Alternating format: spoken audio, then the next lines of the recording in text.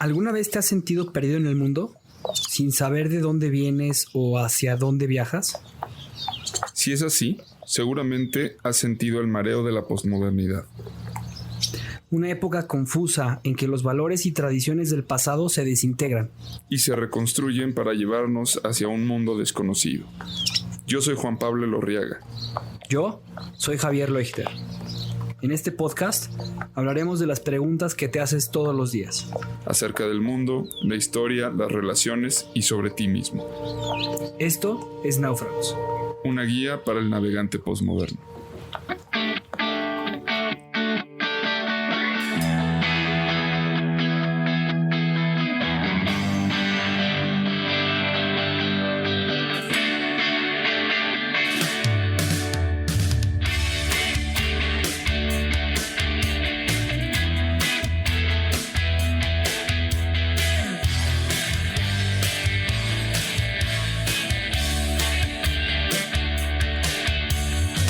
Estoy muy solo y triste acá en este mundo abandonado. Tengo una idea, es la de irme al lugar que yo más quiera. Me falta algo para ir, pues caminando yo no puedo. Construiré una balsa y me iré a naufragar. Tengo que conseguir mucha madera. Juan. ¿Cómo estamos, Javi? Bien, fíjate que mis trabajos en la espalda han estado mejorando mucho y hoy me siento con mucha energía. Siento que tenemos como algunos aires de cosas nuevas que vendrán a la balsa el día de hoy. Sí, yo también me siento bien, estoy tranquilo. Digamos que ha pasado un poco la turbulencia de ese primer mes de nacimiento de la bebé. Y bueno, hoy estamos más tranquilos y bueno, listos para ver qué nos trae el mar. Que por cierto, se viene acercando un velero muy bonito. Está hermosísimo ese velero, tiene los colores, ya viste, es como la albiceleste, es unos colores azules y blancos y ahí, mira, nada más, es un gran amigo mío, es el doctor Víctor Rafael Martín Fiorino. Víctor, ¿cómo estás? Salud, Javier, maravillosamente bien, navegando, como es la vida siempre, navegando, turbulencias, mar sereno, atardeceres bonitos o también amaneceres a veces luchando con las tormentas, pero maravilloso. Qué gusto. Excelente, qué gusto. Víctor, qué gusto. Pues te invitamos a subir a nuestra balsa un rato y a conocernos. Por favor, claro que sí. Me subo a la balsa de una vez, comparto allí este naufragio. La vida es siempre un naufragio. Uno va dejando cosas y va subiéndose a otras con las que tiene que, digamos, comenzar a veces desde cero, desde muy lo más básico, lo que hay en una balsa. En una balsa no hay demasiadas cosas, pero hay que verlas como una bitácora en primer término, como una herramienta hacia dónde queremos ir y darles el uso más valioso a esto que tenemos, que es el uso que representa de alguna manera un camino hacia la vida, salvar la vida, orientar la vida. Wow. De acuerdo, aquí muchas veces hemos tocado muchos temas, hemos conocido gente muy interesante en esta balsa. Y bueno, creo que Javier y yo los dos compartimos esta susceptibilidad a mimetizarnos con nuestro locutor, ¿no? Y entonces si nuestro locutor es pesimista, bueno, nos ponemos ultra pesimistas.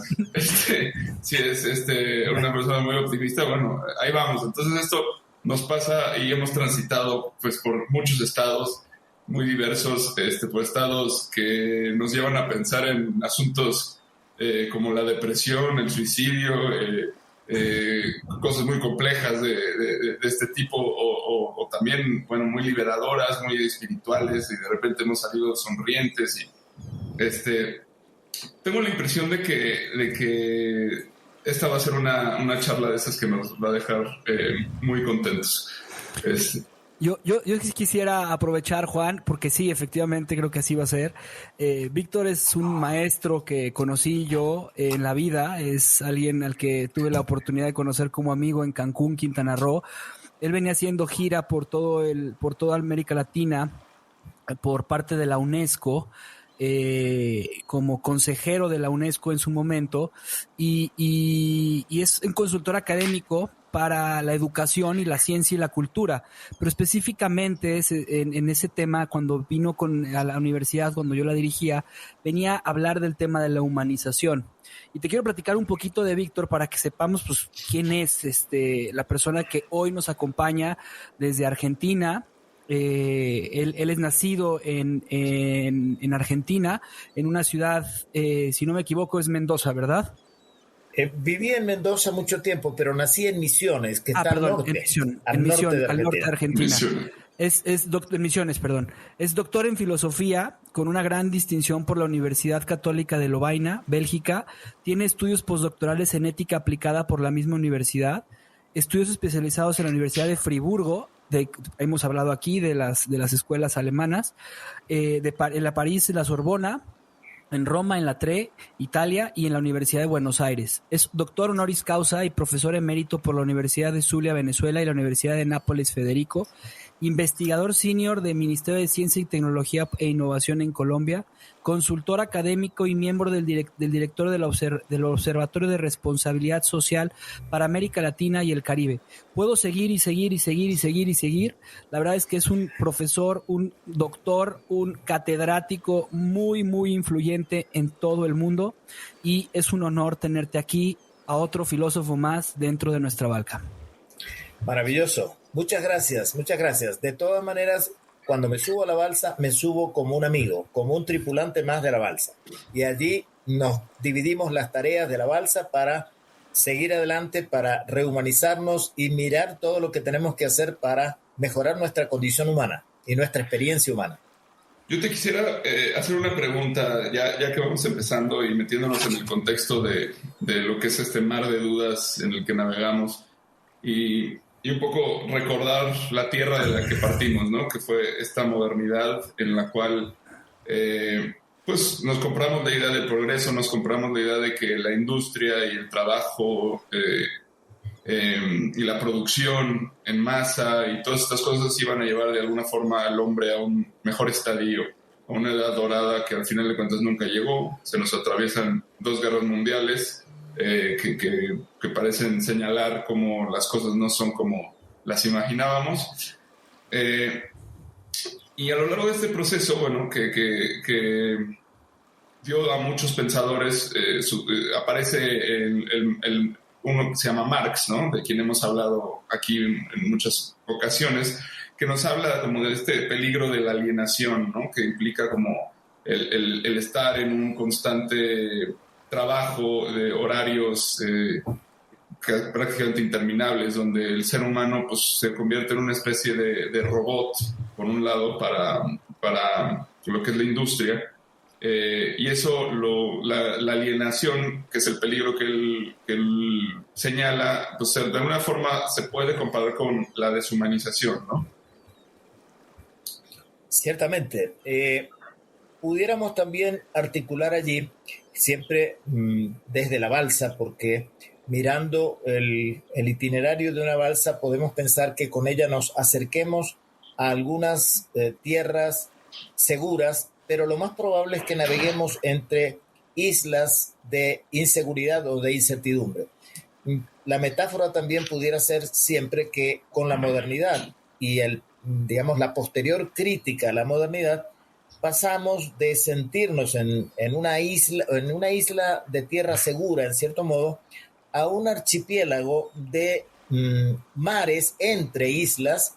Las certezas son tan pequeñas que son insignificantes, y lo que realmente nos mueve son esos espacios de incertidumbre que nos pueden llevar a certezas solamente operativas, unos acuerdos que podríamos llamar en filosofía a lo mejor de configurar un determinado conocimiento, pero al momento en que los configuramos ya se desconfiguran.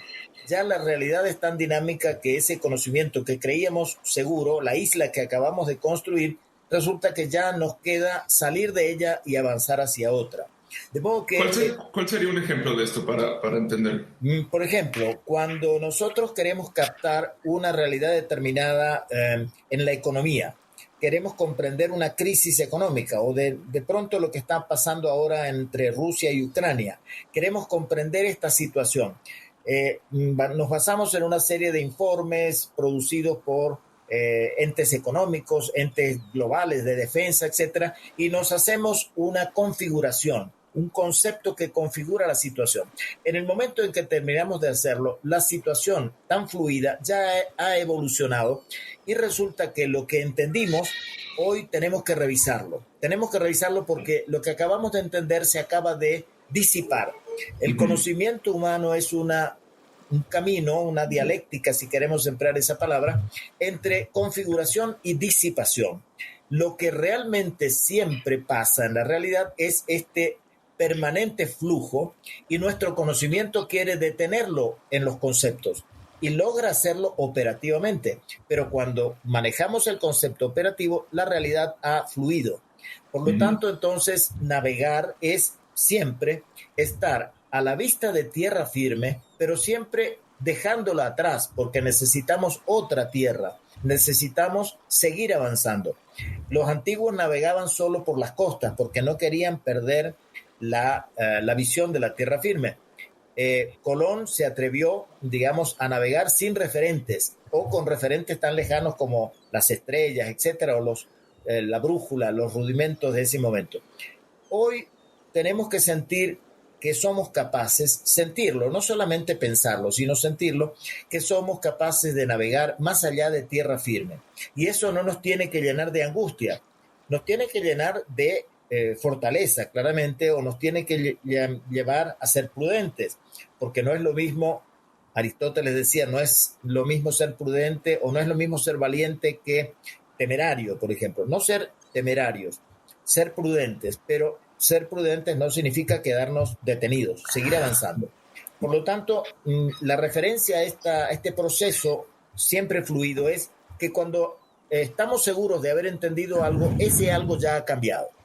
Y esto no es para ponerse a llorar, no es una tragedia, es un desafío a la inteligencia y es un desafío a nuestra capacidad humana. Yo tengo ahí una pregunta que hemos estado tratando de razonar también a veces, Juan Pablo y yo, no dentro del podcast, pero sí lo hemos visto. El ser humano tiene la capacidad de hacer utopías y esas utopías tienen la capacidad de hacer las realidades. Lo que hemos visto en esta generación actual, porque somos muy amantes del cine, es que desde hace algunos años ya no vemos utopías y más bien vemos distopías y vemos este tema de cuestiones que se está una destrucción total, un fracaso total de la humanidad, la creación de la inteligencia artificial. ¿En qué momento dejamos de ser prudentes, nos volvimos seres catastróficos y perdimos ese gran sueño que tenían los clásicos, que también fueron catastróficos, por supuesto que también lo fueron, pero en algún momento ellos también fueron utópicos, y en esa utopía, sin caer en el superhombre, que después se desvirtúa, pero sí hubo este tema de hacer una mejor sociedad, que creo que hoy más bien estamos queriendo ir por una peor sociedad y estamos tratando de ser menos humanos. No sé qué opinas tú de este tema que a veces hemos platicado Juan y yo, de que ya no hay este optimismo real, pues. Claro, tienes mucha razón en señalarlo porque es un contexto que puede ser de deshumanización o en cambio de rehumanización. Un gran pensador, Paul Ricoeur, que yo tuve la suerte de tenerlo de profesor en Lovaina ya en sus años de madurez, digamos, pero fue muy valioso lo que nos dictó en sus cátedras de ética y cultura, que era una cátedra permanente a la que él alimentaba yendo desde París. Él nos decía en su momento, y después también está escrito claramente, que los pueblos no pueden vivir sin utopías, como las personas no pueden vivir sin esperanzas. En los dos casos, la utopía y la esperanza no son ilusiones, no son elementos etéreos que serían como una ensoñación. Son diseños de futuro que nos inspiran a trabajar en el presente para hacerlo realidad. Y en este sentido, cuando la modernidad va separando la capacidad de la imaginación, que es siempre el comienzo de la ética, esto lo decía Aristóteles hace mucho tiempo, la imaginación es el comienzo de la ética. Imaginarnos que algo puede ser mejor a lo que conocemos nos lleva a desearlo como ético y a construirlo como un compromiso. Cuando la modernidad comienza a separar la imaginación ética de una razón calculadora, comienza a, digamos, impedir esa capacidad de utopía de los pueblos. Comienza a decirnos, deje la imaginación solo para sus fantasías, pero no para sus proyectos.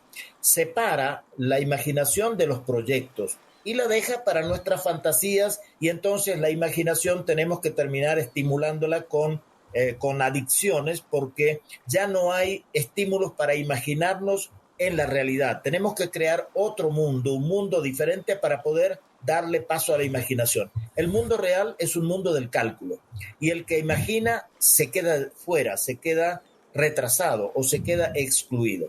Entonces, realmente la necesidad de la utopía es una necesidad de rehumanización, la capacidad de imaginarnos un mundo mejor, que represente no una ilusión, sino un proyecto que, salvadas las diferencias, con cierta prudencia, tenemos que emprender. Y aquí recuperamos otra figura también de los griegos, que es muy rica para nuestra preocupación rehumanizadora. La tensión entre la hibris, la desmesura, y la prudencia o la capacidad de ser realista y construir algo de una manera prudente en el buen sentido, no el prudente que es el pacato, el que no actúa. El prudente es el que actúa con conciencia y con capacidad de hacer algo bueno. Yo quiero hacer una pregunta que creo que viene muy a cuenta ahorita. No me acuerdo quién fue el que lo dijo, si fue Zizek o qué filósofo ahora, que creo que fue en este texto de la sopa de Wuhan. Bueno, o a lo mejor puede ser anterior, no me acuerdo si me estoy revolviendo, pero alguien dice, es más fácil imaginar el fin del mundo que el fin del capitalismo. Creo que tiene que ver con ambas cosas de lo que están mencionando. O sea, el tema de imaginar distopias es que eso es para lo que nos da la cabeza, para imaginar el fin del mundo. Pero no somos capaces de imaginar una sociedad no capitalista. No nos podemos ver ahí, porque creo que tiene mucha relación con esto que dices sobre la imaginación. Y me acaba de detonar otra cosa que a lo mejor no tiene mucho que ver, pero es algo que yo he venido pensando, ¿no? Y que saqué el tema el otro día, ahora que somos papás. Le decía yo a mi esposa, oye, mira, no quiero que esto se entienda como que ya lo vamos a hacer, pero quiero que miramos la posibilidad de una idea, ¿no? Un poco disruptiva. ¿Qué pasaría si no le enseñamos a nuestra hija a creer en Santa Claus? No, pues le vas a romper la magia de la infancia. Digo, no, es que justo esa magia no tiene por qué romperse. No tiene por qué romperse y convertirse en esta ilusión capitalista. Claro. No sé si hay algo ahí como que puedas comentarnos. Sí, claramente. ¿Por qué es más fácil imaginarse el fin del mundo? Porque allí no es una cuestión de cálculo y no es una cuestión que tenga que ver tampoco con el beneficio. Digamos, cuando se produce la reducción del ser humano a razón y de la razón a cálculo, la consecuencia es que esa reducción conduce a un cálculo de beneficio. Todo calculamos en nuestra vida en función del beneficio que va a producirlo. Podemos decir que esto también contaminó, por decirlo en este sentido, a la ética, por ejemplo, cuando la ética se volvió utilitarista y buscó generar nada más que un cálculo ético del mayor bien posible para el mayor número de personas, reduciendo la ética a un cálculo de utilidad. La modernidad, el racionalismo y el capitalismo resultante de ellos nos permite solo imaginar aquello que dentro de las normas del cálculo nos va a producir un beneficio. Por eso se estimula el emprendimiento, por ejemplo. Por eso se estimula que se imaginen nuevos negocios. Por eso se estimula que se imaginen nuevas soluciones para los problemas tecnológicos del negocio. Pero no para decir, es que las bases mismas del negocio no deben ser revisadas, es que las bases mismas del lucro no deben ser revisadas, es que las bases mismas de una economía internacional fundada en la acumulación, en el poder, en la acumulación de mercados, etcétera, no debe ser revisada. Esa parte de imaginación nos está vedada. Y en cambio, la parte de imaginación para ser productivos sí nos está siendo estimulada. Un poco con el resultado, como lo diría Byung-Chul Han, por ejemplo, de una sociedad del rendimiento. La imaginación es cómo puedo rendir más, hasta allí solamente, y no cómo puedo cuestionar las bases mismas del sistema, sino solamente cómo puedo rendir más. Y el resultado de esa, digamos, permanente presión por el rendimiento no es sino digamos, el cansancio por una parte o por otra parte una sociedad incapaz de pensar cosas nuevas, solo sometida a la repetición del rendimiento. El hecho de que tengamos o no que transmitirle a nuestros hijos las ilusiones de consumo es parte, bueno, de toda de un cine edulcorado, por ejemplo, que durante la época navideña nos satura de fiestas, regalos, esperar el momento del regalo, etcétera, y lo endulza un poco con aquellas cuestiones de caridad que no están mal, pero en ese universo se desnaturalizan cuando se colocan en el campo de una relación de consumo. Por lo tanto, efectivamente, no es necesario que le transmitamos a nuestros niños, en mi caso a nuestros nietos, la necesidad de articularse a estos elementos vinculados al mercado y al consumo. Sí, porque aparte bueno, me parece todavía lo más peligroso de todo es como esta traición, o sea, el hecho de descubrir la mentira, ¿no? De esta ilusión que de alguna manera tu cerebro, yo me imagino, ¿no? O sea, el momento que estás creciendo, estás viviendo, experimentando esa capacidad imaginativa que no tiene límites, o sea, que eres capaz de creer en todo el mito de la Navidad, ¿no? Y un día eso se rompe, y cuando se rompe, aprendes lo que es la realidad, y aprendes lo que estaba detrás de esa ilusión, que es un mecanismo de consumo, ¿no?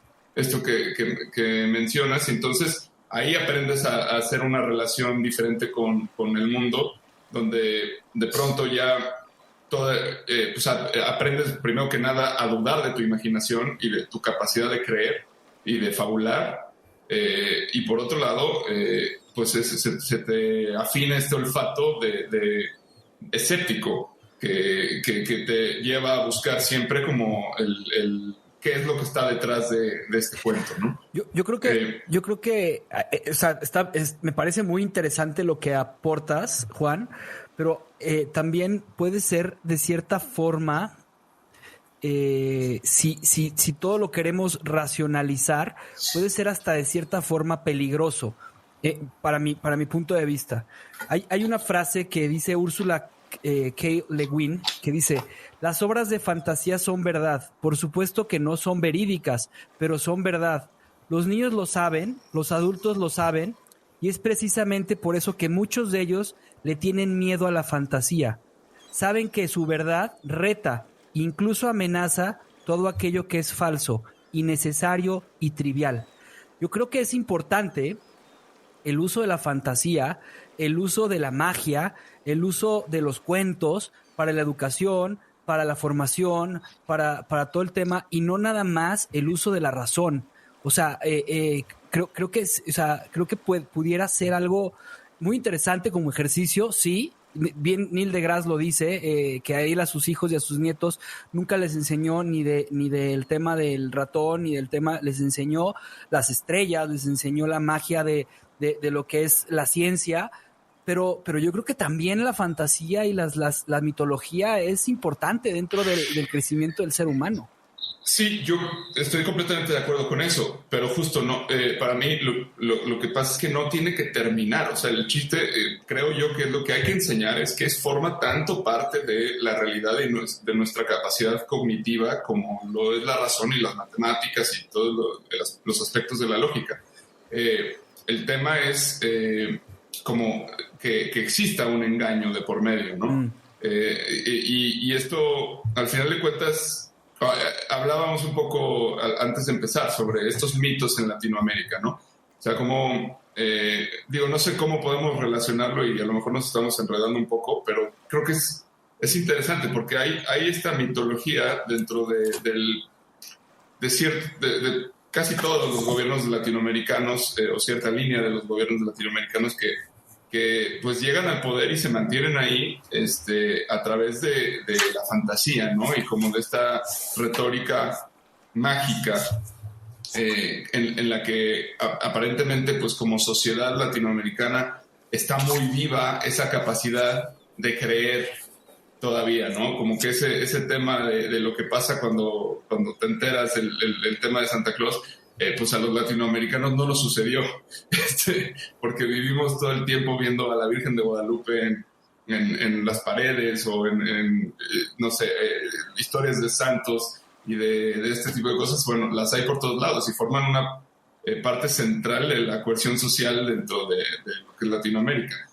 Creo que por aquí hay algo interesante que pensar. Estamos enredándonos un poco, pero me gustaría acotar la pregunta a lo siguiente. Creo que justamente el que menciona esto de las utopías es Galeano, ¿no? Galeano es quien dice que el ser humano necesita utopías para caminar, o no sé si fue el único que lo dijo, pero lo dijo. Y Galeano también pues habla mucho como de todos estos temas mágicos dentro de nuestra idiosincrasia latinoamericana. ¿Qué nos puedes aportar ahí? Sí, también Mario Benedetti, por ejemplo, en aquel poema importante que tiene sobre ¿para qué sirven los valores? Dice, bueno, las decisiones valorativas de nuestra vida, ¿para qué sirven? Cuando nos preguntamos, ¿hay suficiente justicia? Siempre tenemos que decir que hay algo de justicia, pero puede haber mucho más.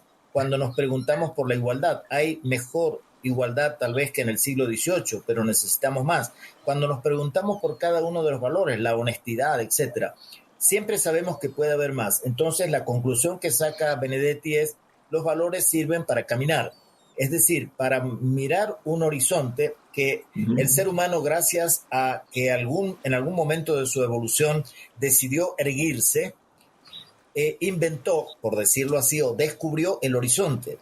El que no está erguido no tiene horizonte. El pueblo que no está erguido no tiene futuro tampoco. El pueblo que no se asume a sí mismo.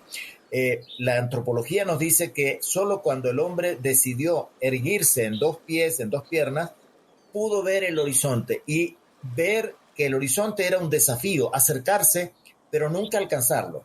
Entonces, esa metáfora nos sirve para decir que el proceso de construirnos como humanos es descubrir un horizonte que siempre está allí, que nunca lo podremos alcanzar, pero que siempre es un estímulo para caminar. Las utopías fungen un poco, cumplen el papel de un horizonte de comprensión, dirían algunos de los filósofos, digamos, que han trabajado el tema de la comprensión, o un horizonte de convocatoria, de búsqueda, de llamado, digamos, de dirigirnos hacia allá, como lo dirían los filósofos de la ética o de la política. En ese sentido, entonces, pudiéramos señalar que la imaginación está vinculada siempre a esa capacidad de mirar y de tener presente el horizonte. Pero todavía una acotación más en torno a la imaginación y esa ruptura de la imaginación o pervivencia de la imaginación.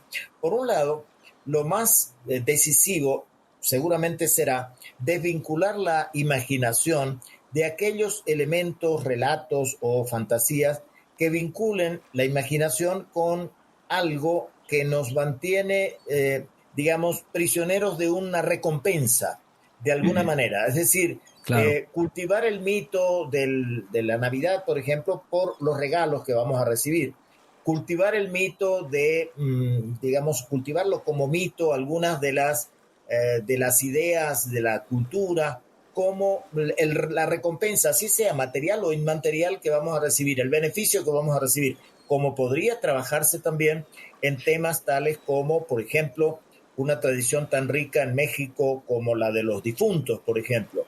Es decir, cultivarla solamente porque cultivando eso vamos a tener un beneficio, que es el de reencontrarnos con nuestros familiares o el de ser feliz con ellos, etcétera.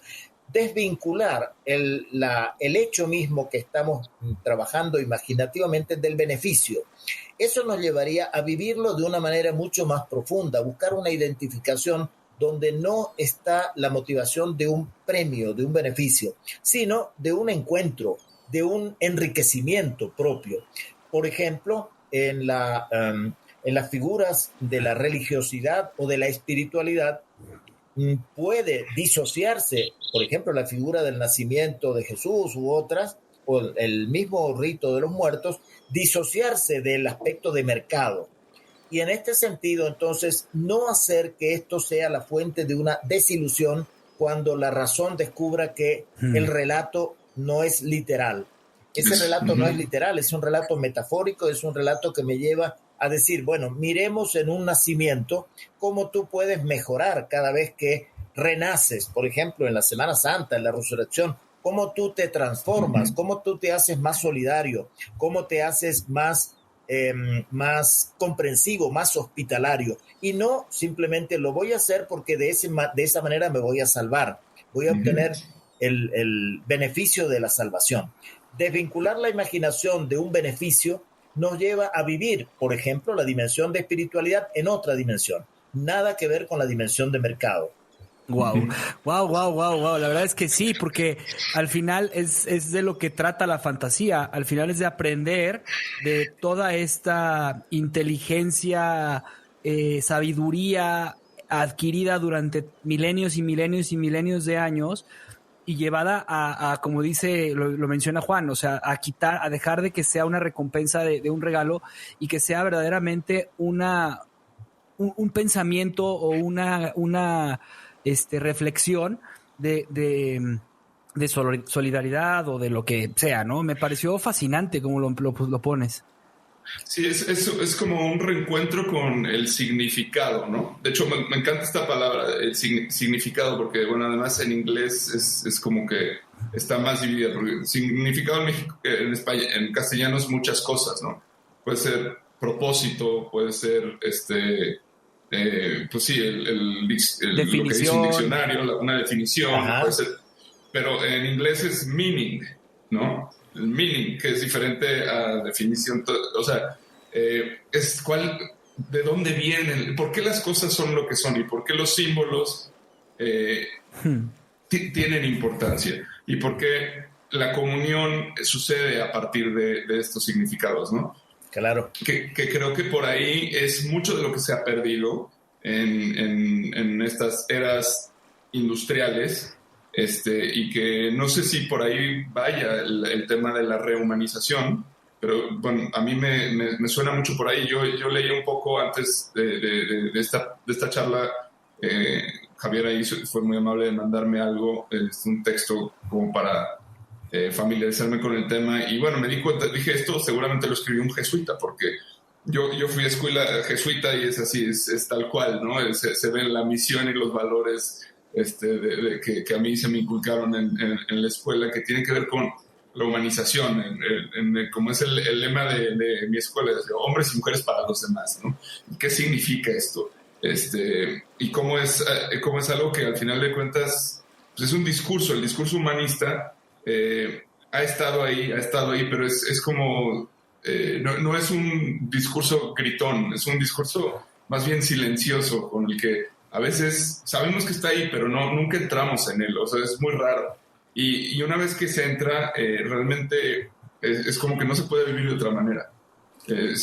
te siembra muy, muy fuertemente, ¿no? Claro, claro. En buena medida estas reflexiones, por ejemplo, de ir acercándonos a lo que consideramos pueda ser un descubrimiento progresivo de verdades o de la verdad Ujú. como una aspiración. Realmente desde Aristóteles en adelante sabemos que la verdad es como una meta que nunca se alcanza.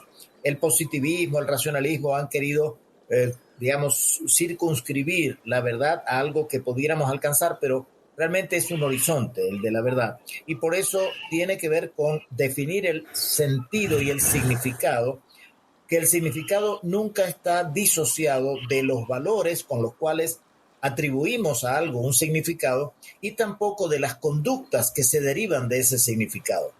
Cuando hablamos de significado, el horizonte en el cual hablamos es significado, valores y conductas, siempre. No se pueden disociar. Y por eso una sociedad puede sentirse bien consigo misma, o también una persona puede sentirse bien cuando tiene cierto consenso sobre significados, valores y conductas. Cierto consenso.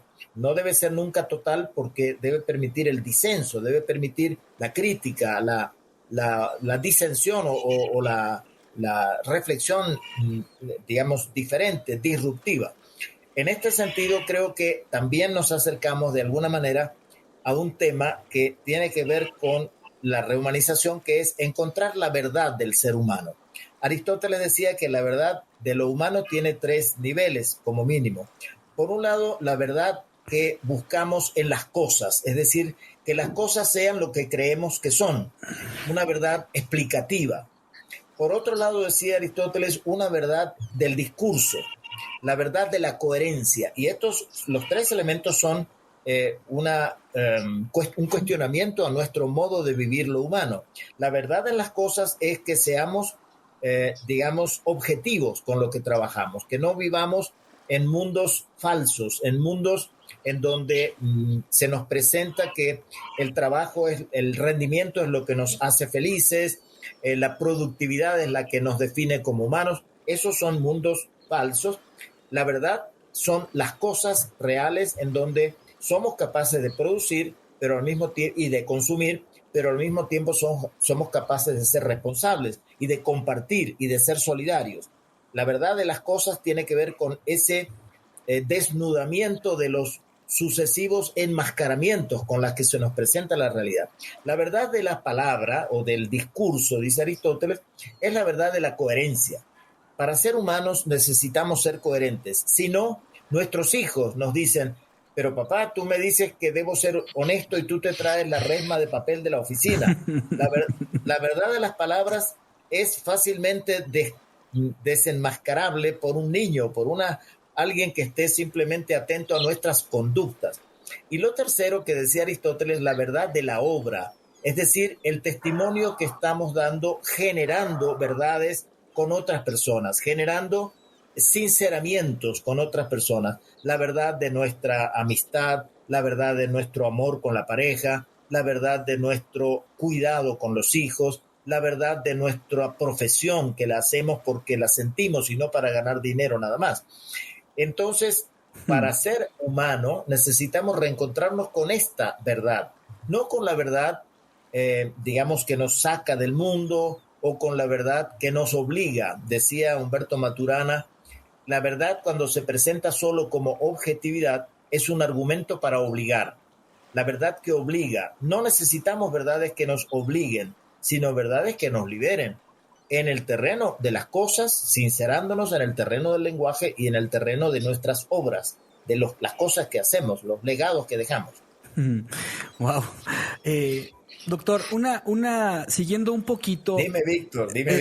Víctor, siguiendo un poquito, perdón, pero es que no lo puedo evitar cuando escucho, de verdad, el conocimiento me fascina y es una forma de respeto y de admiración. Pero Víctor, siguiendo un poquito a tu maestro Paul Ricard, él decía que el objetivo de la hermenéutica es recuperar y restaurar el significado. Y creo que aquí hay algo que me gustaría a mí preguntarte. ¿Cómo restauramos y recuperamos el significado del hombre para poder vivir en nuestra verdad? Muy bien. Sí. Cabe un paréntesis, además, Paul Ricoeur fue el que le da el nombre de los maestros de la sospecha, los filósofos de la sospecha, a Marx, a Nietzsche y a Freud. Sí. Esto lo decimos porque a nuestro auditorio le hablamos mucho de este asunto y la pregunta de Javier, bueno, es crucial y creo que tenemos a la persona que puede un alumno de Paul Ricoeur, imagínate nada más. Sí. Bueno, Paul Ricoeur nos introdujo en la hermenéutica precisamente, justamente como esa capacidad de mirar que los acercamientos humanos son siempre, por una parte, diversos. Es decir, tenemos que manejarnos con la diversidad que es intrínseca a la vida humana. Los acercamientos humanos a la verdad, al significado, a la vida, son también siempre complejos. Vale decir, esto lo va a teorizar después mucho más Edgar Morin más adelante, pero la complejidad es descubrir que nuestras actuaciones son siempre interacciones entre un conjunto de actores que son en realidad autores. A mí me gusta ir sustituyendo la palabra actor por la palabra autor, porque el autor es el que se hace responsable de la interpretación y de la acción. El actor, de alguna manera, se asume desde un rol y de alguna manera conserva una independencia con ese rol, no termina de comprometerse. Yo prefiero que seamos siempre autores de humanidad, autores de rehumanización y no tanto actores. Pero bueno, este es otro debate que pudiéramos dejarlo. En tal caso, muy interesante, pero sí. Bueno, digo, sin desviarnos, ¿tiene que ver también con una cierta originalidad o no? Sí, tiene que ver con la originalidad que nunca puede ser una originalidad completa. Los humanos no somos creadores en el sentido de sacar las cosas de la nada. Siempre tenemos antecedentes, siempre tenemos padres en el buen sentido, con los cuales vamos a cometer de alguna manera el parricidio. Eso es inevitable, pero es un parricidio fecundo, es un parricidio que los prolonga. Nosotros no repetimos la vida de nuestros padres, la recreamos y nuestros hijos no van a repetir nuestra vida. Y ese corte, que bueno, Freud lo estudió muchísimo, ese corte no es un corte de negativo, sino absolutamente positivo y fecundo. Y que los hindúes lo representan muy bien en el momento, o sea, en su filosofía, en su religión, el momento de decir que el parricidio es uno de los grandes desarrollos del ser, ¿no? O sea, Claro, tiene muchísima razón en esto. Entonces, acercarnos al significado significa acercarnos desde la diversidad. Ser humano, ser persona es ser diverso. Acercarnos desde la complejidad. Acercarnos allí como cada uno con su biografía. El ser humano muchas veces es interpretado desde la biología, desde la cultura, desde la historia, pero no siempre desde su biografía. Lo que unifica la cultura, la historia, la economía, etcétera, de la que nosotros provenimos en nuestra biografía, es la escritura de nuestra vida, que tiene que ver con nombres y apellidos concretos, el nombre de nuestros padres, el nombre de nuestros abuelos, nombres. La nominalidad de nuestra vida es la que nos hace concretos. Bueno, por otro lado, la importancia del nombre ha tenido desarrollos en la teología, en la filosofía y en otros lugares. En primer término, la diversidad. En segundo término, la complejidad. Pero en tercer término, la interpretación, como nos lo enseñaba Paul Ricoeur, es fuente de conflictividad. Porque necesariamente, lo decía también uno de nuestros maestros allí en Lovaina, que era el gran pensador epistemólogo, en este caso Jean Ladrier. Jean Ladrier decía y escribió un libro que se llama El conflicto de las interpretaciones. Toda interpretación genera desde sí misma una conflictividad, porque nos obliga a seleccionar aquello que consideramos que nos acerca al significado y a desechar otras vías y por lo tanto de alguna manera confrontarlas. Por lo tanto, acercarnos al significado de ser humano significa aceptar el reto de la diversidad. En términos, entre comillas así, gerenciales, gestionar adecuadamente, inteligentemente la diversidad. Yo reivindico el término de gestión porque lo vinculo con el término de gestación. La gestación es dar vida. pero una vida no nos exime de responsabilidad después de haberla generado. Lo sabe muy bien Juan en este caso. Es decir, una vez que generamos vida, tenemos que ayudarla a gestionarla, cuidarla, alimentarla, educarla, etcétera. Entonces, la gestión es generar y cuidar al mismo tiempo la diversidad. Es una fuente de identidad. Sentirnos diversos es, paradójicamente, sentirnos humanos. Es lo que nos identifica la diversidad. Sentirnos complejos es sentirnos al mismo tiempo buscando nuestro bien, pero buscando el bien de nuestra familia, de los que nos rodean. Y por lo tanto, la complejidad, la mutua implicación a nivel familiar, a nivel comunitario, a nivel social, a nivel global, es fuente de identidad, es fuente de significado humano convergente. No quiero decir unitario, porque la identidad no tiene que ver con unicidad ni con uniformidad, pero el significado es el que nos permite darle sentido a esa identidad. Diversidad, complejidad y conflictividad que se derivan entonces de esta convergencia de interpretaciones que nos ayuda a responder, pero nunca de modo definitivo, siempre de modo dinámico, abierto, progresivo, al desafío del significado de nuestra propia vida. Los significados son justamente lo que nos apuntaba Juan más temprano, ese sentido de pensamiento profundo que es incluyente. El significado no es el resultado de una operación racional, es mucho más. No es la definición del diccionario, es mucho más. Es una realidad de sentido. El significado tiene una raíz que lo acerca al sentido, no tanto a la definición. Es súper interesante todo esto que nos estás diciendo. A mí me revoluciona mucho porque justo he estado escribiéndole a mi hija para cuando ella crezca. Empecé a escribirle con este deseo de poderle dar algo que le sirva como para navegar un poco más, no digamos la vida, sino la existencia, ¿no?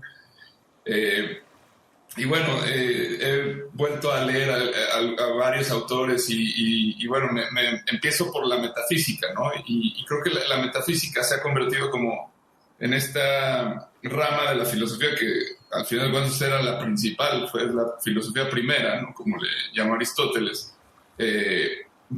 que bueno, intentaba buscar esta verdad de la que hablabas.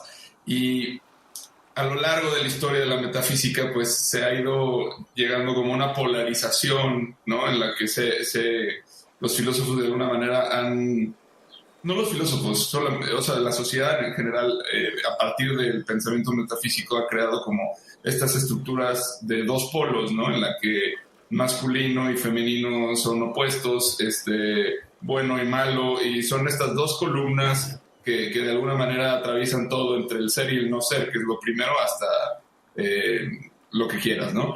Y de alguna manera, pues así se ordena la realidad occidental. Entonces, claro, viene toda esta oleada de pensadores que dicen, vamos a romper con la metafísica, esto no existe, esto no puede ser así, porque la vida es mucho más compleja que solamente estas dos columnas. Y bueno, en algún punto siento que se llega como a esta... pues a esta conclusión que me parece sana en cierto momento en la que se destruye la metafísica, ¿no? Y Nietzsche pues probablemente sea el máximo exponente de esto, y más tarde Heidegger, en la que dicen, bueno, no, por ahí no se va a llegar a ningún lado, y la verdad es además de inalcanzable, es mera interpretación. Entonces ahí aterrizamos como en esto que nos mencionas. Pero me encanta la manera en la que lo estás planteando, porque estás rescatando, o sea, se puede rescatar un montón de lo que sí se dijo respecto a la metafísica, a los trascendentales del ser, a la aspiración a lo bueno, a lo bello, a lo verdadero, a lo único, digamos, a aquello que es trascendente. Todos estos temas que dan, de alguna manera, son los cimientos de nuestra ética y de cómo nos construimos como sociedad y cómo construimos estos significados, pero se rescatan desde un lugar diferente, que ya no tiene que ver con el conflicto del discurso que mencionabas, o sea, en el que estamos discutiendo, poniendo a chocar estas ideas y estoy tratando de invalidar tus argumentos y demás. No importa todo eso, o sea, en realidad lo que importa es llevarlo a los hechos y a las acciones y que esto sirva para hacer una mejor vida como seres humanos y lograr un entendimiento, porque al final de cuentas creo que por momentos nos hemos dejado llevar por esta ambición de tratar de entenderlo todo, tratar de descifrar los límites del lenguaje, los límites del pensamiento, y ahí nos perdimos y se nos olvidó que en realidad lo que queríamos era aprender a convivir mejor, ¿no? Exactamente, claro. De alguna manera es digamos, el habernos olvidado del límite como un concepto positivo, el límite de lo humano, que al mismo tiempo es, la palabra limes tiene que ver con un elemento de convergencia y no de separación. Limes viene del latín, que era la línea que, digamos, o el camino mejor, que estaba entre dos propiedades, pero ese camino era el lugar por donde ambas propiedades sacaban sus productos al mercado. El camino de saca. Limes, el camino, claro, de sacar los productos. Es decir, que limes, el límite, es necesario para la vida, para permitirme fluir con mis productos, con mis aportes a la vida, hacia algo que es común. El mercado era entre los griegos, entre los latinos, pero el mercado es el lugar de la convivencia. Entonces, reconocer límites significa no, digamos, instaurarnos en esa soberbia de la razón que a través del cálculo considera de alguna manera que ya no hay límites, que todo lo puedo hacer. De alguna manera también la tentación de ver la inteligencia artificial como algo que me rompe todos los límites y que me permite reinventar todo, reinventar lo humano totalmente, reinventar el pensamiento, reinventar los sentimientos. Cuando me dicen, podemos dotar a un robot de los mismos sentimientos que tienes tú. Lo podemos dotar. Dame un tiempo, dame unos meses nada más para hacerlo, pero puedo crear un programa en donde la lágrima del robot no sea una secreción de una válvula, sino que sea un sentimiento. No, creemos que no hay límites. Y esa desmesura en el mal sentido, ¿no? Porque la hibris griega tenía los dos sentidos. La desmesura negativa, la que lleva a la tragedia, pero también la desmesura que lleva a la utopía, que lleva al deseo de lo bueno, al deseo de lo mayor, al héroe, digamos. O al desastre o a lo heroico. Entonces, volviendo un poco al límite y volviendo a Paul Ricoeur también, nos enseñaba él mucho que los límites, descubrirle el límite es descubrir la relacionalidad del ser humano. Y aquí, por este lado, viene también una especie de otra visión de la metafísica, o del problema metafísico. La metafísica no como una sistemática, sino como una problemática. Bueno, hubo varios autores, entre ellos Pierre Aubin, por ejemplo, que han leído la metafísica de Aristóteles desde la problematicidad. En el fondo, la raíz de la metafísica, esto nos lo enseñaba Ricoeur, es la relacionalidad del ser. No, el ser no es ser y no ser. El ser es un permanente flujo en donde podemos encontrar, diría Aristóteles, actos y potencialidades que se van dando sentido en un proceso. Por lo tanto, recuperar la relacionalidad es el objetivo último de la metafísica y abrirnos tal vez, para el que así lo plantee, a una relacionalidad que va más allá de la vida humana o terrena. Ese es otro espacio. Pero dentro del espacio humano, nuestra vida se decide en la relacionalidad. Relacionalidad del conocimiento, no ser nunca dogmáticos. Saber que mi conocimiento puede tener una parte de la verdad. También nos lo decía Ricoeur en la hermenéutica, pero puede haber otra interpretación que tenga otra parte. La relacionalidad en el conocimiento, la relacionalidad en el bien. Saber que mi bien no tiene que ser el mal de otro, sino que mi bien puede ser compatible con el bien de otro y juntos podemos hacer un límite. Yo puedo tener un bien sin tener todo el bien absoluto en la medida de compartir ese bien con otro. Es en buena medida lo que nos pasa cuando somos padres, cuando somos abuelos. Muchas cosas que no podemos hacer cuando tenemos un hijo pequeño, por ejemplo, son cosas que vienen recompensadas sobradamente por las alegrías que tenemos al poder estar cerca de ese ser que se está gestando como persona. Entonces, la metafísica en el fondo es recuperar la capacidad de ver la vida y el ser como ser relacional permanentemente, cuya comprensión para nosotros es siempre parcial, de ahí las interpretaciones, pero cuya construcción es siempre permanente. No es que llegamos a una parcialidad y ahí nos quedamos, en nuestra zona de confort, por ejemplo. Siempre tenemos que ser capaces, emulando a Galeano o a Benedetti, de seguir caminando, de decir, tengo esta felicidad, pero la felicidad puede ser mucho mayor. Tengo este nivel de remuneración, de gratificación, pero puede tener otro sentido mucho más rico. Salir de la cultura del out-out, es decir, de la cultura de la disyunción, para cultivar la cultura de la conjunción, de esto puede sumarse a lo otro y no la disyunción. El capitalismo nos ha acostumbrado a la cultura de la disyunción. La ganancia de uno tiene que ser a costa de que el otro no gane. El acaparar el mercado tiene que ser a costa de impedir que mi competidor lo acapare. Pues hay otra visión que no tiene que ser la del capitalismo para el mercado, por ejemplo, o para los intercambios. También en la ética a veces nos dejamos ganar por esta visión de que mi valor tiene que ser contradictorio al valor del otro. También en la religión y en todas las formas que puedan derivar en intolerancias. Y ahí hay algo bien interesante que Adler, como psicólogo, logra extripar muy bien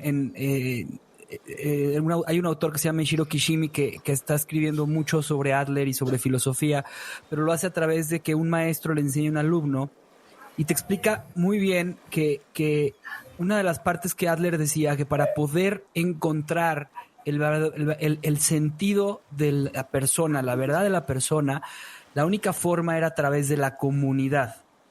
Era a través de que lo que yo hago genere un bien común y entonces genere comunidad. Y regresando un poquito a lo que tú, Víctor, mencionas en tema de lo que nos ha ocasionado esta disociación que le llamas muy bien hibris. Hay un libro que me fascina de David Owen. David Owen es un médico que fue el médico de los primeros ministros de Inglaterra, que después hizo un análisis de los grandes líderes mundiales y decía, vamos a analizar en dónde está el hibris y la enfermedad del hibris dentro de los gobernantes. Y nada más quiero leer una parte de lo que dice, porque dice, hibris no es todavía un término médico, su significado más básico se desarrolla en la antigua Grecia simplemente como descripción de un acto. Pero vamos a un pasaje célebre de Platón en donde se define así la disposición del hibris. Si se trata de un deseo que nos arrastra irrazonablemente a los placeres y nos gobierna, se llama a este gobierno intemperancia. Intemperancia. Por esta razón, los jóvenes y los ricos son proclives a insultar, es decir, son insolentes, pues piensan que cometiendo los actos de hibris se pueden mostrar superiores. Me parece muy interesante cómo lo menciona el autor y cómo lo menciona, pues hemos venido arrastrando este problema del hibris dentro de la humanidad y es la hibris la que nos ha llevado a deshumanizarnos. Ciertamente. Y además esa hibris es la que con ese deseo de, exceso, porque en definitiva también la hibris tiene ese carácter de exceso, nos lleva a incluir al otro en mi proyecto y por lo tanto negar la verdad del otro, negar la diversidad del otro, negar la complejidad, la biografía del otro, negar la visión que el otro tenga y convertirme a mí entonces en un ser totalizador.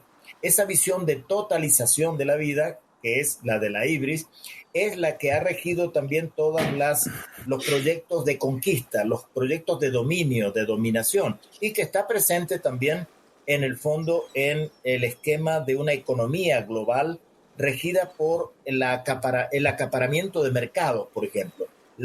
El ser más importante, que una empresa llegue a ser más importante que un Estado, que el presupuesto de una empresa sea igual o mayor que el Producto Interno de todo un país, etcétera, etcétera. Esa desmesura, esa incapacidad que no tiene que ver con la otra desmesura que los griegos reivindicaban, que era la del heroísmo, en este caso es la de dominio, la desmesura del dominio, es la que lleva también a la crisis ecológica mundial. Claro. La desmesura de la economía que busca el beneficio aún a costa de la depredación del planeta es una expresión de esa hibris, de esa, forma de intemperancia, de decir, alcanzo mi beneficio, alcanzo el resultado, cualquiera sean las consecuencias. Por lo tanto, sí, es un problema de la condición humana. Y justo voy a nada más leer 4 puntos. Él dice, en mi opinión es necesario que presenten más de 3 o 4 síntomas. Una inclinación narcisista a ver el mundo. Una predisposición a realizar acciones que tengan probabilidades de situarlos a una luz favorable, una preocupación desproporcionada por la imagen y la presentación, una forma mesiánica de hablar de lo que están haciendo y una tendencia de exaltación, una identificación de sí mismos en el Estado, excesiva confianza en su propio juicio, exagerada creencia rayando en sentimientos de omnipotencia. Son 14 puntos, pero yo no lo quiero llevar a la persona, lo quiero llevar a nuestras acciones como humanos. O sea, si nosotros vemos nuestra humanidad como lo que está sucediendo hoy, cumplimos perfectamente con los 14 puntos y hemos sido sumamente egoístas y sumamente rayando en la ibris, como lo dices tú, y por eso nos hemos deshumanizado. ¿Puedo agregar una pregunta a lo que está preguntando ya Javier, que va totalmente relacionado? O sea, ¿qué potencia puede tener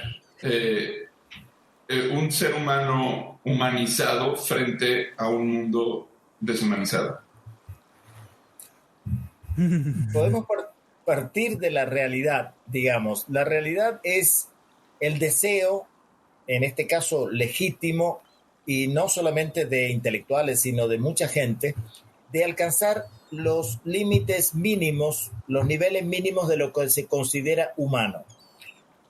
Hay toda una percepción de lo que se considera humano que no es propia de un discurso experto, es también parte de un discurso social. Las personas saben cuando son felices o cuando no lo son. Por lo menos, digamos, pudiéramos suponer que la gente sabe cuando es feliz o cuando está realizando algo que realmente le aporta sentido a su vida. Por lo tanto, la demanda de esa humanización no es una demanda generada por expertos, sino generada por una vivencia social. La humanización es, en primer término, una experiencia. Experimentar que nos sentimos más humanos a través de actos, a través de las consecuencias y los resultados de nuestros actos. Allí vamos a encontrar que esa demanda generalmente se encuentra frustrada en la mayoría de nuestras sociedades, en América Latina, por supuesto, en gran medida, en cuanto la humanización es incompatible con sistemas totalmente asimétricos en la economía, en la educación, por ejemplo, las personas que no pueden acceder a la educación o que acceden a una educación de muy baja calidad, etc. Por lo tanto, la experiencia nos muestra que deseamos ser humanos en mundos inhumanos, en realidades inhumanas. Y cómo se caracteriza también en algunos de los problemas contemporáneos en América Latina, pero también ahora en Europa. Por ejemplo, el tema de las migraciones, el tema de los humanos desplazados por muchos motivos, por la guerra, pero también desplazados por la pobreza o desplazados por la intolerancia, desplazados por la imposibilidad de vivir.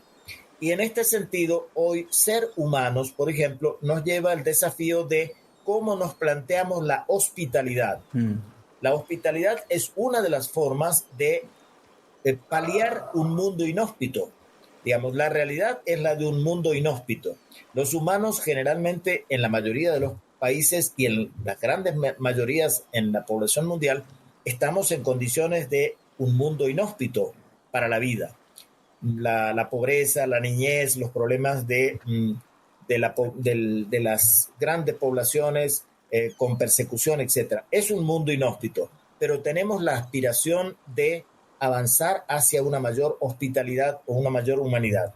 De nuevo, la cultura de out, o digamos, resignarnos y acomodarnos a un mundo inhóspito o pecar muchas veces de ingenuos buscando la hospitalidad en donde muchas veces pagamos las consecuencias negativas de ello. Podemos trabajar en generar condiciones sociales para un mundo más hospitalario, pero al mismo tiempo trabajar con la recepción y la acogida del otro que se sume a una comunidad y no que llegue solamente, por ejemplo, en la exigencia de ciertos derechos o de ciertas reivindicaciones legales.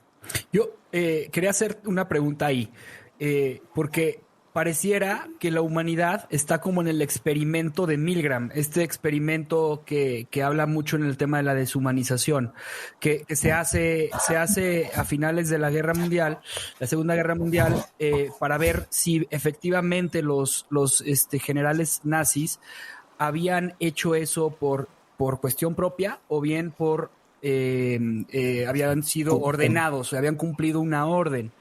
Y lo que parece impresionante del estudio es que el 65% de las personas, es un estudio que básicamente lo que hacen es traer a dos personas.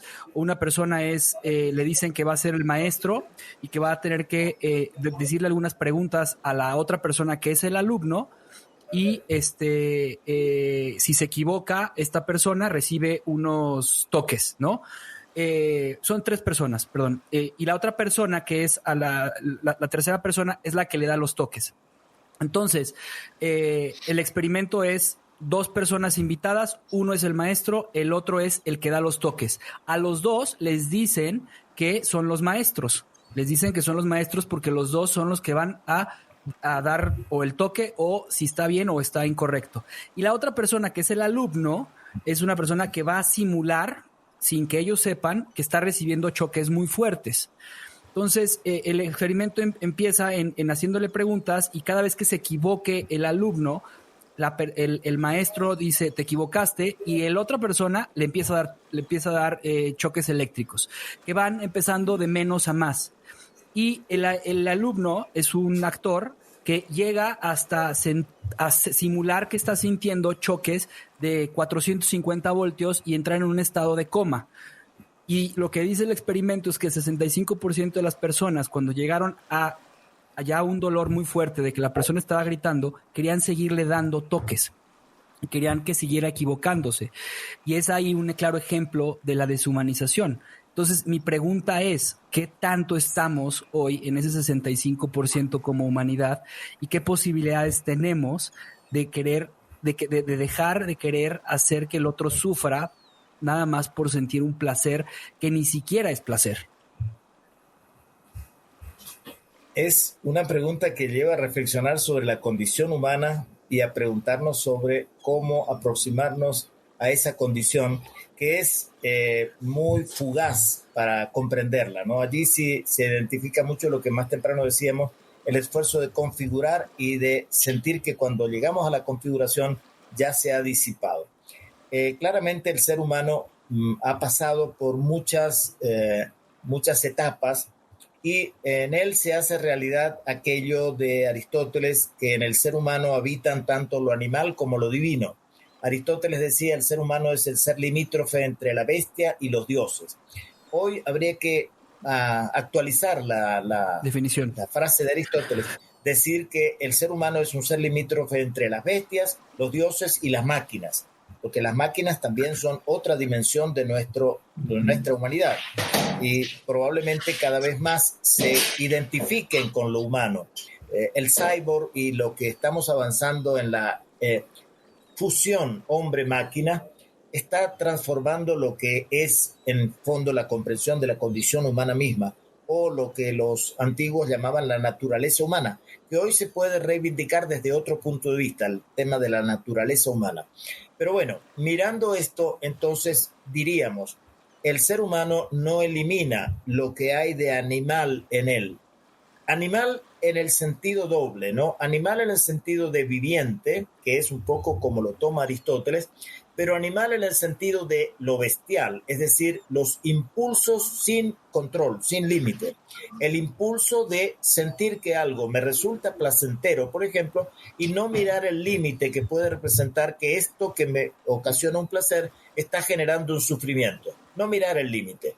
Lo animal en este sentido de lo no limitado, y en este sentido lo animal no como viviente, sino como bestia.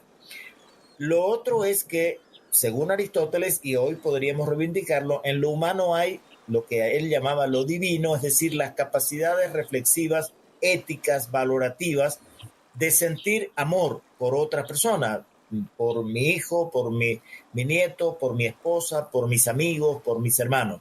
Sentir amor no es una condición necesariamente divina, interpretada como extrahumana, pero es una condición, una situación, un elemento siempre presente en nuestra condición humana que, del cual nos olvidamos, pero está siempre presente, aún en el caso de aquellas personas que cometen delitos, etc. Es decir, lo divino, entre comillas, o lo bueno está presente en nuestra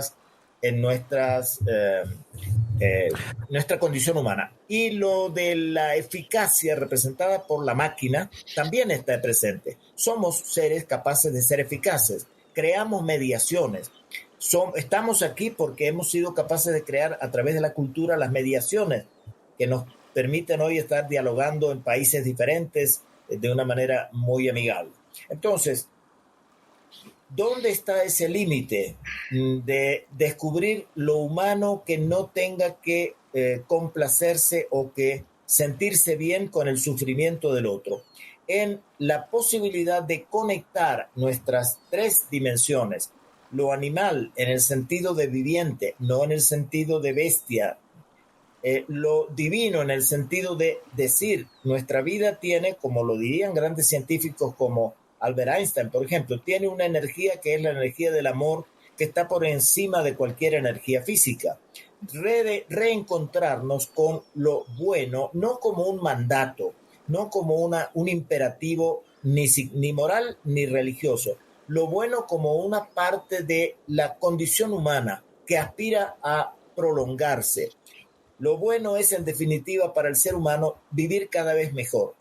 Que tenga un fundamento ético, que tenga un fundamento religioso, bueno, esta es una cuestión que se puede abordar.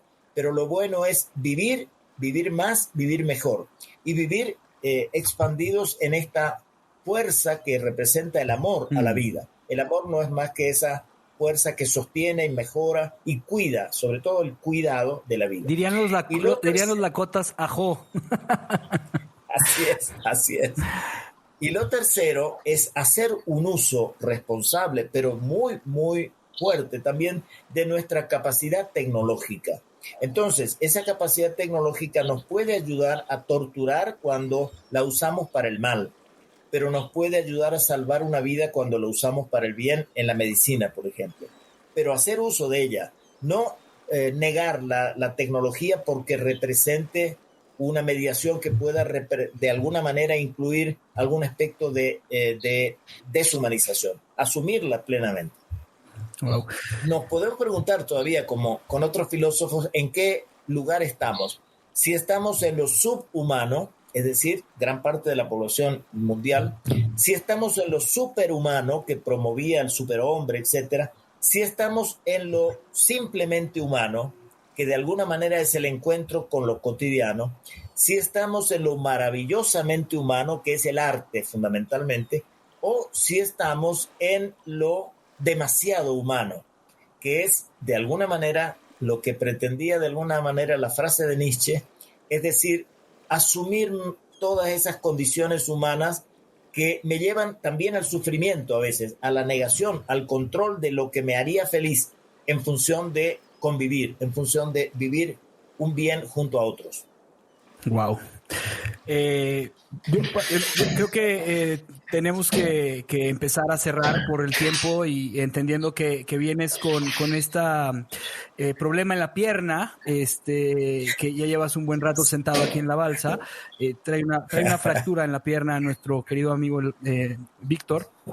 Y Sí. normalmente hacemos un ejercicio para cerrar el podcast y es ¿qué nos llevamos? Pero a mí me gustaría hacerte una pregunta que Juan Pablo hace siempre cuando la plática nos pone a reflexionar demasiado, que es ¿cuál sería tu visión de esta línea de tiempo en la que estamos? ¿Es optimista? ¿Es pesimista? ¿Hay posibilidades de un verdadero cambio hacia esta verdad humana llena de amor y compasión? ¿O esta verdad brutal y bestia del humano? ¿O esta verdad eficiente y eficaz del humano?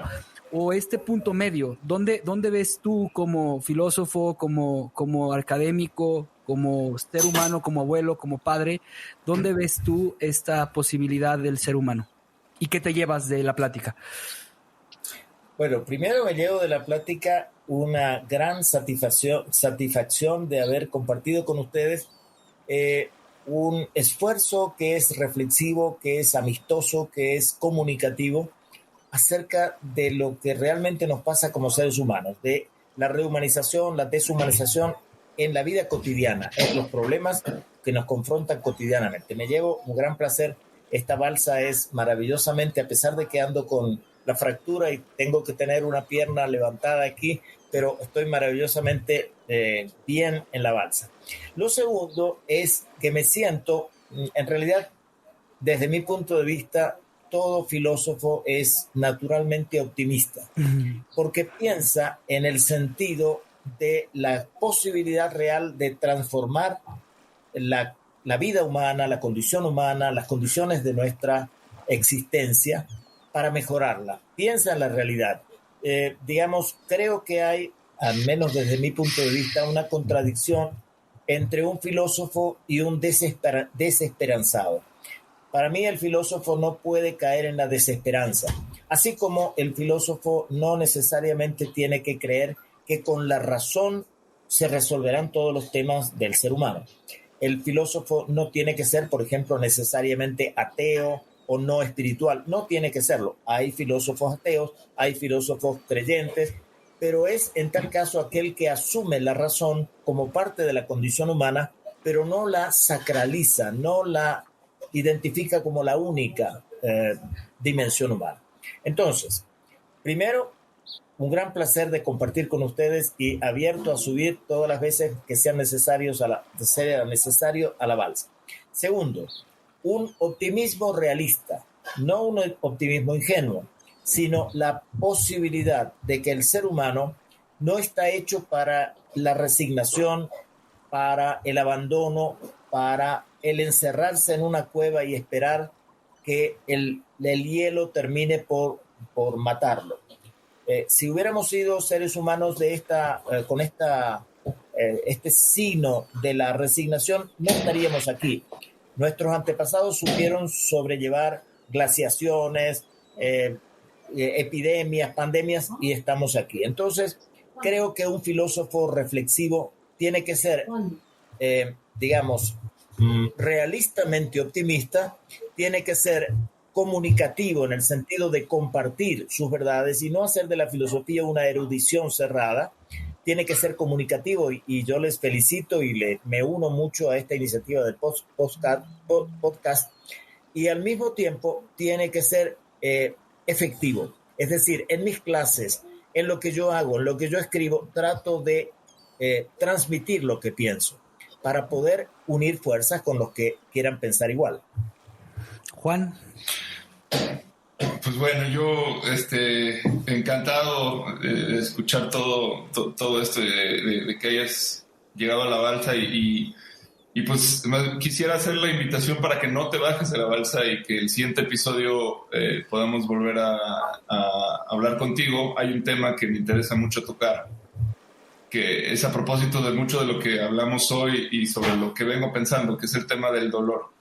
a ver si pudiéramos hablar de dolor y nos aceptas la invitación a quedarte en la balsa y la siguiente sesión arrancar directamente. Con mucho gusto. Creo que en la balsa hay provisiones para que aguantemos hasta la próxima vez. Sí. Es algo que no hemos hecho. Nadie se ha quedado en 2 episodios consecutivos y me gustaría que fuera la primera vez. Porque, creo que va a ser una plática muy rica. Me imaginaba que iba a ser más sencilla. Yo lo que me llevo es, al final de cuentas, este descubrimiento del humanismo desde otro lugar, porque para mí me daba esta sensación de que el humanismo era esta cuestión como muy endulzada, muy romántica, como que pero que no funcionaba realmente, o sea, que era demasiado optimista, pero poco profunda, poco metódica, no sé por qué tenía esta idea, ¿no? Que tal vez mucho por mi educación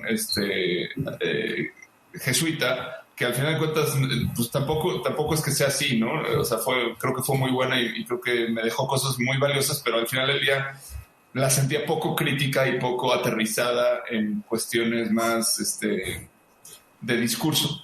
Y hoy me voy con otra idea por completo, ¿no? Que es lo cual es muy bueno y me encanta porque es la forma más pragmática que le he encontrado a todo el pensamiento que por aquí ha circulado.